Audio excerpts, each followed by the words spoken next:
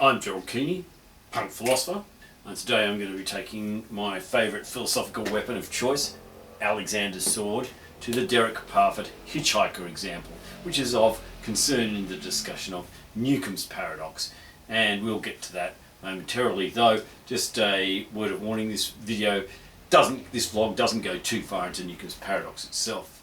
It just concentrates on the Derek Parfit Hitchhiker example. The sword of Alexander, well, it's a bit different to the razor of Occam's razor. I'll put a link below to Occam's razor. Sort of Alexander cuts through unnecessary conversation rather than cuts out unnecessary concepts, as does Occam's razor. And in that way, the sword of Alexander is like Alexander, instead of undoing the Gordian knot, the tangle, he just cut through it with that casual brutality so typical of rulers. And I'm not saying I support that. I'm an anarchist, as we may find out in this video to some extent. Okay, so what's this all about? Well, I'm going to read out to you the Derek Parfit Hitchhiker example as it exists in the original, in Parfit's actual text, which is a book called Reason and Persons from the mid-1980s. I've got I'll put a reference to it below. I've got the second edition. In my edition, it's on page 8, the Hitchhiker example. I'm pretty sure it'd be the same in the first edition. I don't know if there was any subsequent editions.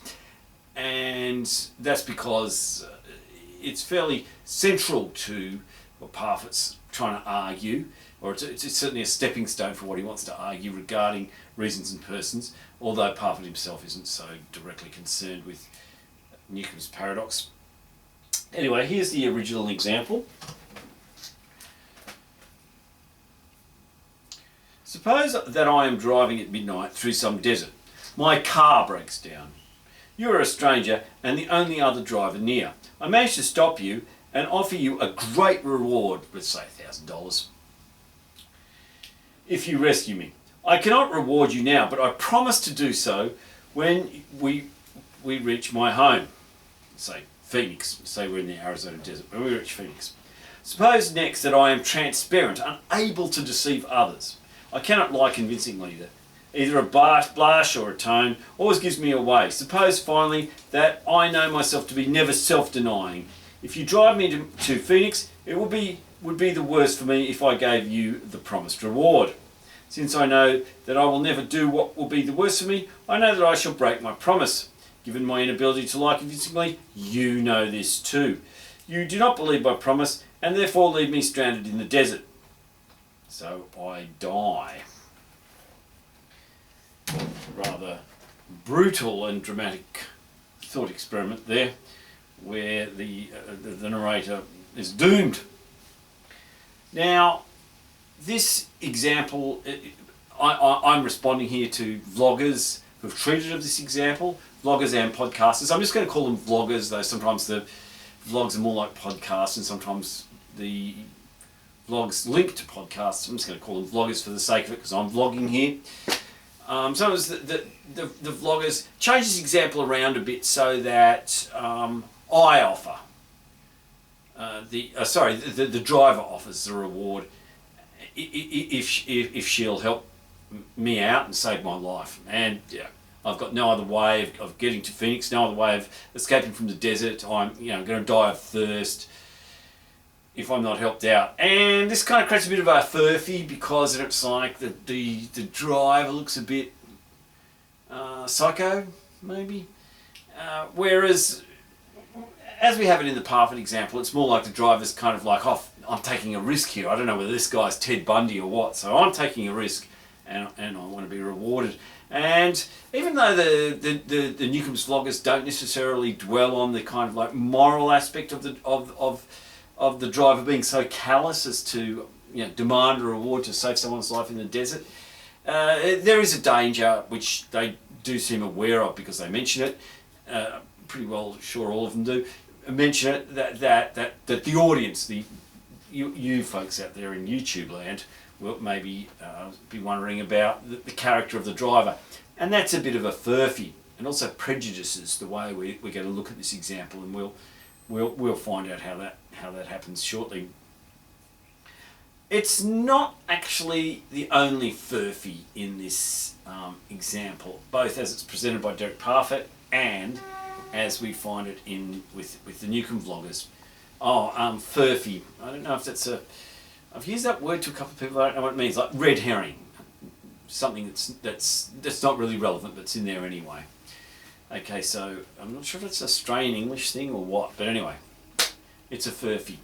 And the other Furphy that's there is that all that stuff about me being transparent. Now the Newcomb vloggers, they, in order to make it more relevant to Newcomb's paradox, which we can think about momentarily, they also change it around a bit so that the driver is offering to pick me up and save my life when I'm thirsty in the desert is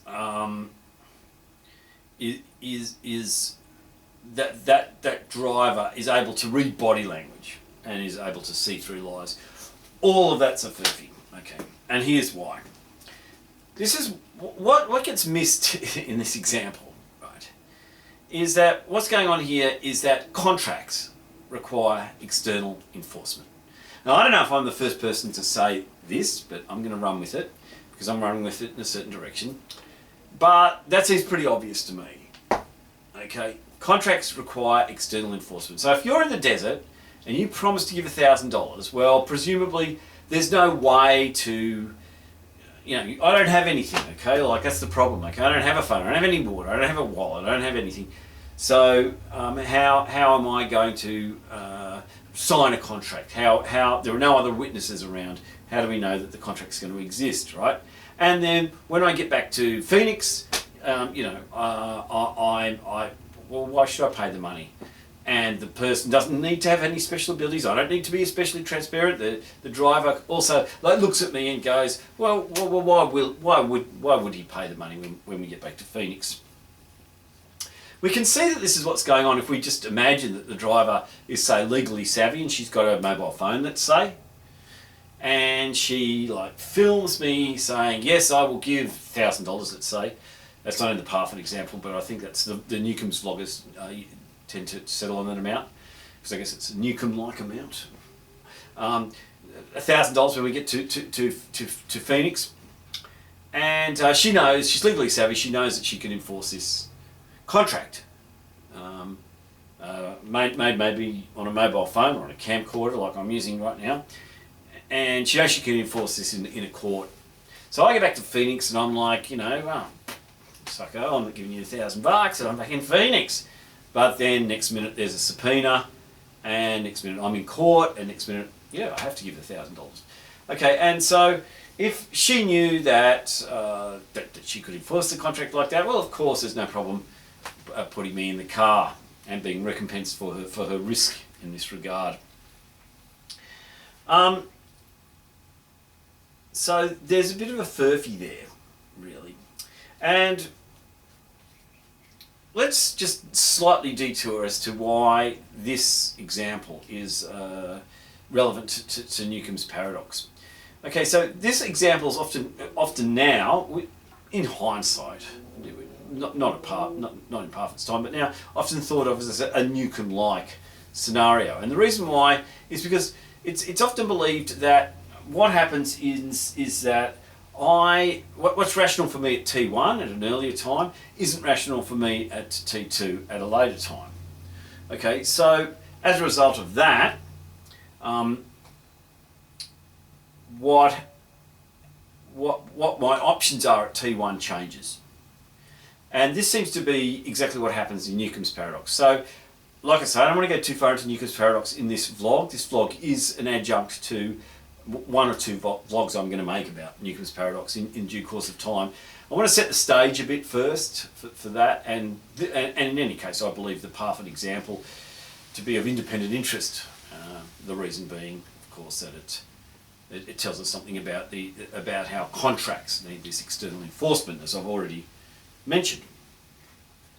So, okay, in Newcomb's paradox, what happens is a predictor says, look, if you take, there's $1,000 you can see in one box, the other box might be empty or might have $1 million.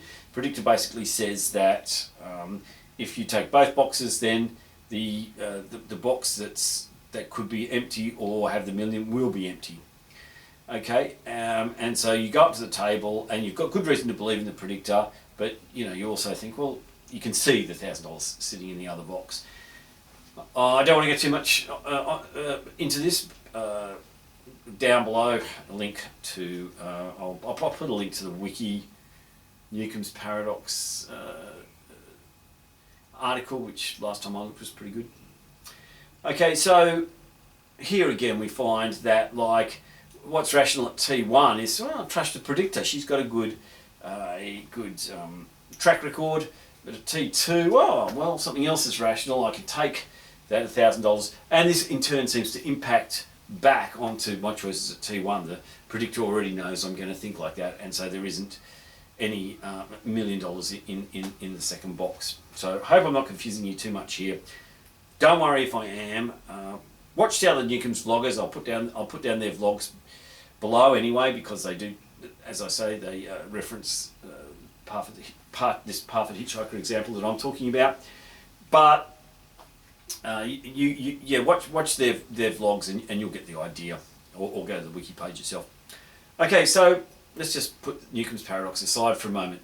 Now, one thing that is thought of these kind of examples is that there's a tragedy of rationality, and in particular, one of the Newcomb's vloggers, Julia Galliff, and she is actually a vlogger. She's got a podcast and a vlog, but you do actually get to see Julia speak like I'm speaking, so she's actually a vlogger. She probably uses the vlog format a bit more than me. I'm not using it that much, so if you want to go off and do the dishes, by all means. Hopefully you can hear the sound. That's the important thing. So what she says is that rationality can wind up encountering this tragedy whereby what's rational at one point's not rational at a later point, and this affects what happens in the first point adversely. Let's say, well, obviously so in the Derek Parfit Hitchhiker example.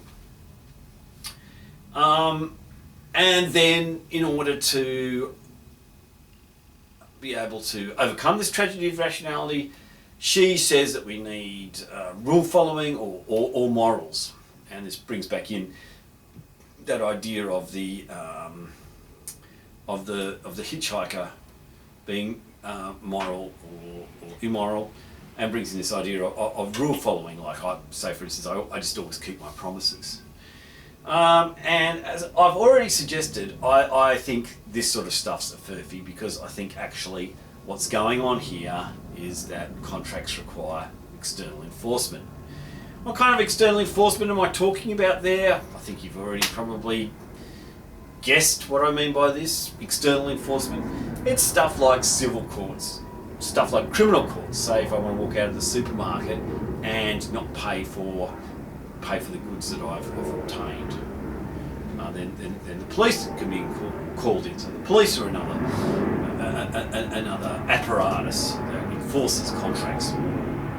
So there's quite a large, costly apparatus enforcing contracts, and I think that's really what is going on here with the Parfit Hitchhiker example, where that apparatus, where we seem to be out of the reach of that apparatus in the desert, and the contract can't be upheld, and as a result of that, in this case, the person loses their life. Quite a dramatic case, isn't it?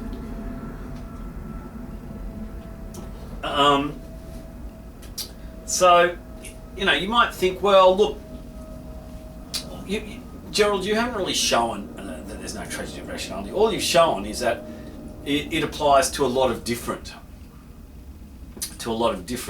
transactions, to, in fact, every contract, and to all exchange relations pretty well, right, if you think about it. And that in all these cases, you can always, if you get the money first, not give the good. If you get the good first, not give the money. And we know this happens in real life, right? We know it does get taken up by courts. And so simply proved that this tragedy, you might object to what I'm saying, that I've simply proved that this tragedy of rationality, rather than being a furphy, is actually kind of everywhere, and we're sort of locked into it. And again, what we need is rule following and morals, and that in the case of the apparatus, that's just to enforce that rule following and those morals. But no, I don't actually see it like this. And here's why not.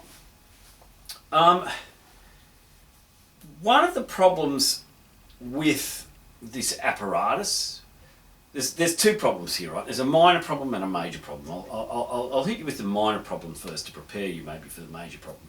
One of the problems with this apparatus, let's remember, is that it's very kind of resource and time intensive, right? So courts are notoriously expensive. To be involved in litigation or to be involved in a criminal action is notoriously time consuming, especially if you wind up spending time in jail. And when we come to police services, police forces, well, they're authoritarian organisations, and given that they're trying to enforce contracts, they tend to be enforcing the contracts of the largest players, so they get involved in a lot of right-wing politics. There's a worldwide phenomenon of policing, cross-membership between police organisations and far-right groups, because they wind up on the side of the big players in the contracts and exchange world, and these big players like to divide and conquer. So policing is itself problematic. Look, if a police officer pulled me from a burning vehicle, I would certainly be grateful to that person. But we don't really need a authoritarian apparatus that enforces contracts to be pulled from burning vehicles, for instance. Fire rescue workers do the same thing, and hey, they don't walk around enforcing contracts. So with the enforcement of contracts, there's a lot of stuff required, and I'm kind of softening you up a bit here because I want to lay something on you that maybe the problem here is that contracts and exchange aren't rational. Right? I haven't hit you with my major argument for this yet. Just laying it on you. Maybe contracts and exchange aren't rational. Now, if contracts and exchange aren't rational, there's no tragedy of rationality in the Derek Parfit Hitchhiker example. Okay, I don't know about other examples, and we can come to that. Okay, but for now we're just talking about the Derek Parfit Hitchhiker example. Julia Galliff thinks there is a tragedy of rationality here. She has a guest on her vlog. Oh no, sorry, on her podcast, linked to a vlog. It's all linked below. Kenny Eswaran, who thinks the same thing. He's just published an article in Syntheses, which I'll reference. So, if it's the case that exchange is irrational and contracts are irrational, then there's not a tragedy of rationality here. It's just that we're acting irrationally. And there can't be a tragedy of rationality if something goes wrong when we're acting irrationally, right? We're acting irrationally and something goes wrong, we're acting irrationally and something's gone wrong, right? Okay. Now, why... Look, our whole world runs on exchange and it runs on contracts. Right? So you might be saying, you can't just declare this stuff irrational. Well, in case you haven't noticed, right, the world's going to hell in a handbasket, yeah? On about 5 different fronts. I don't want to turn this video into kind of like doom, gloom and apocalypse, because actually I believe that humanity can get out of this if we think straight. But, you know, it's not, just because exchange is everywhere, that doesn't actually bode well for exchange, as a exchanging contracts as a rational form of undertaking social life, or of organising social life. And one way we can see this is if we think about use values and exchange values. Okay, so what happens in a society like ours, where that has been subsumed by exchange, where exchange is everywhere, where everything can be bought and sold, is that use values are only relevant, only taken into account where they can be dealt with as part of exchange, where they are part of exchange. And we see this very clearly in the Derek Parfit Hitchhiker example, okay? I mean, my life is useful to me, okay? My life is useful to me. I might be useful as well, you know, I might be a neurosurgeon or a homemaker and a homemaker. Who knows what I am? Concert pianist, I don't know. I might be really good at putting down pavers, whatever. Fixing push bikes. I'm pretty good at fixing push bikes. Okay, so my life and my uses wind up being chucked away because they cannot be fitted into a system of exchange, because the contracts in this case, in the case of this thought experiment, which is a outlying or extreme example, that the contract can't be made. Okay, so in the original version, the contract can't be made, so there's no filming and going to the court later. That doesn't happen, so then the contract can't be made, and I die. Okay, and so what this actually shows us is that use values are subordinate to exchange values in a society run by and for exchange values. And that's what's going on with this example. There's nothing to do with the tragedy of rationality. Okay? And as concerns rule following or morals, well, look, I can't see how that improves the situation. Nonetheless, we find use subordinate to exchange. And if you want to see the kind of problems that this produces, just think about the environment, yeah? Or think about people's lives in war. Okay. Now, I don't know what kind of analysis you might have of the environment or war, but it seems pretty clear to me that what goes on when the environment's destroyed is that money comes before the value of nature. Now, use value here might seem a bit odd because nature might have a value outside of use, and indeed I believe that it does have a value outside of use. But nonetheless, that whatever use values nature has to human beings, which it certainly does have, okay, even if it also has an independent value, that too bad, right? That money comes first. And so, for instance, indigenous people who lived in forests for tens of thousands of years in Australia, 65,000 of years, their lives and their uses and their use of the environment, which was also a caring use, comes behind mining, comes behind running cattle. Okay, and the results are that we wind up, if you put the results together in the big enough picture, you know, you wind up with kind of ecological collapse, right? And the same thing can be said about what's destroyed, both the lives and property and so on, just destroyed in wars, which I take it to be about exchange and about money and about people butting heads over investments, basically, and geopolitical position. So I think what you're looking at here is a very deep-seated irrationality, and it's unfortunately the irrationality that's running our world. Okay, now I don't know whether or not there's other tragedies of rationality, or whether this idea of a tragedy of rationality where, that I explained before, Newcomb-like tragedy of rationality where there's what's rational at T1's different to what's rational at T2, can be shown by some other example. Okay, I don't know. I mean, I'm not going into that. Okay, I'm just saying it's not shown by the Derek Parfit Hitchhiker example. There could be other tragedies of rationality. I think maybe, you know, Hegel thinks, for instance, that human beings always make errors and they come up against these contradictions, and if thought is to advance in a sense that Hegel thinks thought can be advanced, then they have to try and work through this process. And quite often this process has been described as tragic in some way or another. I'll put a link down to a book that talks about that. But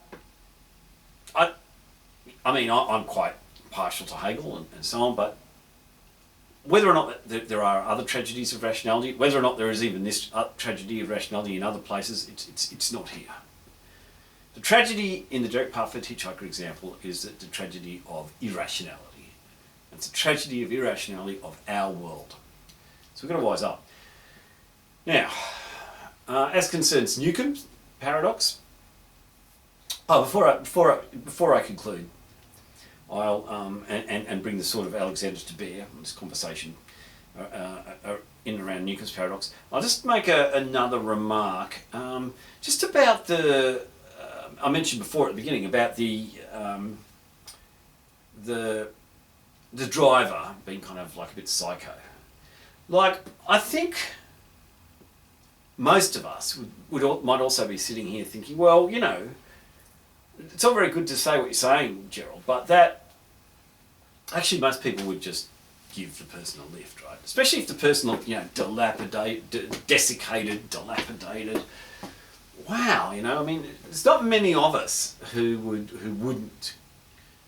You'd like to think anyway. Who would give that person a lift? I mean, it doesn't hurt your car. Okay, maybe you have to, you know, I don't know, vacuum out the desert sand from the passenger seat afterwards or something. Most of us would give that person a lift for free. I mean, what's the cost of running a car with an extra passenger in it? It's negligible, right? And you saved someone's life. I mean, come on.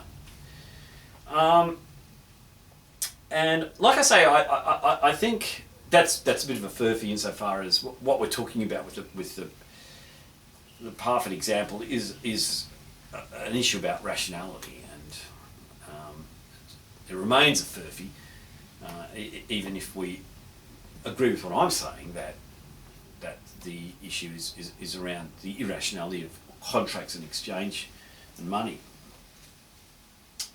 But what I do want to say about most people giving the lift is that it doesn't show that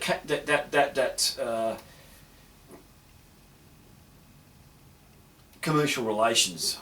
Sorry, I'm using too many words here. That exchange contracts and money is what I mean. Aren't everywhere and haven't subsumed our lives. It shows that all of us as well have got this sense about us where we recognise on a kind of intuitive level. It's in us like fish are in the sea, okay? That, hell, you know, we're not, there is something kind of irrational about just running our lives on exchange. And I think that's another way that this example works, to show that exchange is irrational. Okay, so I've come up with a fairly anarchist, anarcho-como kind of reading of this. I'll put down a link to some people who are into criticising the concept of exchange. I'll put a link down to a book which is a good introduction to this stuff. And I'll conclude with the sword of Alexander, chop, chop, chop. So, I don't think we need to really talk too much about the Derek Parfit Hitchhiker example in relation to Newcomb's paradox anymore, because whether or not Newcomb's paradox maybe embodies one of these tragedies of rationality, where it's rational to do something at T2 but T1, but do something different at T2 and then affects back at T1. Whether or not that is in Newcomb's paradox, and I'll be strongly suggesting when I come to deal with Newcomb's paradox it's not there either, there's no independent reason to believe that this exists. It is not furnished by the Derek Parfit Hitchhiker example, which in fact teaches us an altogether different and vitally urgent lesson. Thank you.